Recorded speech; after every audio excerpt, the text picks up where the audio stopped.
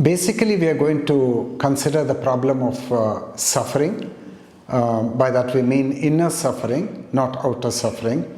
And we are going to understand how this suffering arises in the first place, and how it is sustained, and whether it is possible to bring the momentum of the suffering to such a decisive end that it will not begin again. So those are the questions we are going to consider, and it may be better for us to draw a sharp distinction between all the outer forms of suffering with which we are fairly very familiar, and then set it apart from the inner suffering, which may be relatively more unfamiliar to us. Now, when we look at the outside world, we always find that the strong are always dominating the weak, whether this be in the family, or whether this is in society, or whether this is in politics, or whether this is in business. It's always the same story of the big fish eating the small fish. And you see that, and therefore on account of that, there is always the oppressor and then the aggrieved, and the suffering is in the aggrieved, and the oppressor temporarily gets away with his share of suffering. And then you see suffering on account of poverty, and suffering on account of disease, and suffering on account of war. And then in affluent societies, you may not see poverty in the outside world in the form of lack of sanitation, and in the form of disease, and in the form of lack of education, lack of hygiene, and ignorance. But you find a different kind of suffering even in affluent societies in the form of an agony in the soul.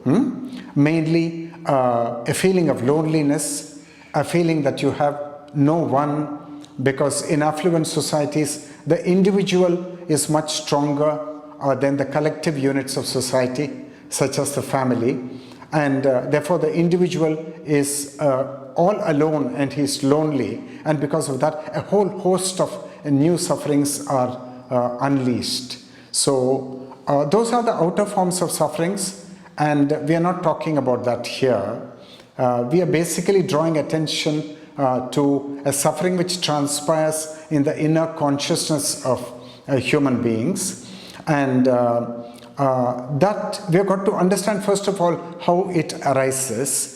And when it arises and it is developed a momentum of its own, then invariably the individual has lost a good sense of self which he had.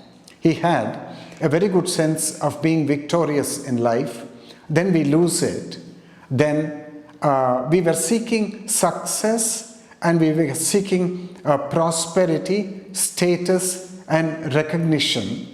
And we were so high and flying that we thought that this journey will go on forever and forever, and never conceived that a day might come in our lives when this exciting drama may suddenly come to an end. So when it does come to an end, then there is a great desolation in consciousness, and the future which was formerly very rosy, that future becomes very bleak, and life which was very exciting and full of meaning, that life suddenly becomes meaningless. And we who were motivated and empowered in the beginning, suddenly we become dispirited and we become depressed, and we know not to which quarter we must turn, and we know not where we should go in order to resolve this unexpected impasse. Now, this is what we should understand as inner suffering. Is completely an internal affair happening only in the consciousness of man, and we have to find an answer for this. That's why we are here.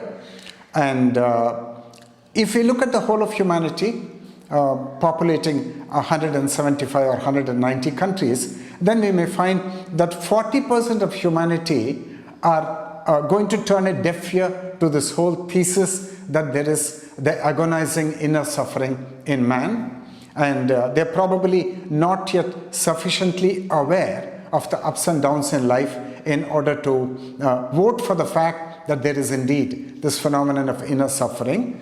And once we move from that section of humanity, another section of humanity arises on the horizon. And what is their position? Their position is that they have observed life well enough. They say that some years ago we were down in the dumps, we were very depressed ourselves, and somehow we managed to tide over all those difficulties, and now we pray on a daily basis, and we do our pujas, and we consult with our counselors, and we go to our guru, or we go to the church father, and we have a better understanding of life, and we won't say that we have actually been able to completely get away from that suffering. No, we won't say that, because we want to be honest. But life has become somewhat manageable.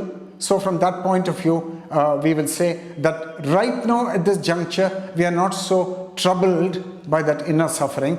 But we agree with you that the inner suffering is part of our human reality, and we are not going to pretend that it doesn't exist. So that is their take, and that's about 50% of humanity. And so if we add the first section of society, 40%, and then the section which comes after that, 50%, we have covered 90% of human society, and what remains is only 10%.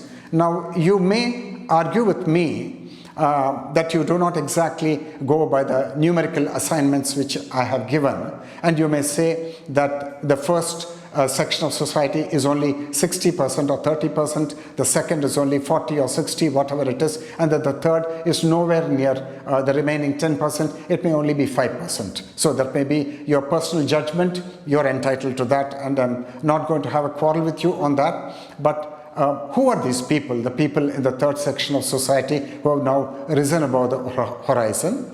Now, these are people who are much more perceptive than the rest of humanity. They have suffered in the past, and they have not been indolent, and they have not been indifferent to the immense pain which became their lot.